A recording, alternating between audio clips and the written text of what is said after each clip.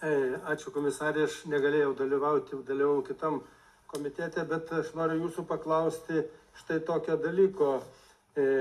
Elektros kainos jūsų dėka padaryta daug buvo sprendimų ir iš tokios didelės kainos kaip 40-50 centų grįžo kaina į normalią apie 10 centų ir jau bent jau, sakykime, Baltijos regione, mano šalyje. Ir jau kainų lygis šiandieną pasiekė maždaug 21 metų lygį.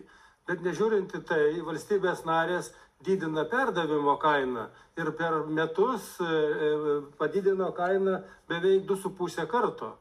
Tai kur čia yra logika? Liberalizavimas Lietuvoje dar nėra pilnai įvykęs, bet visi privatūs tiekėjai, kurie buvo, jie praktiškai bankrutavo, liko tik tai valstybinis Lietuvos, Latvijos ir Estijos tiekėjai.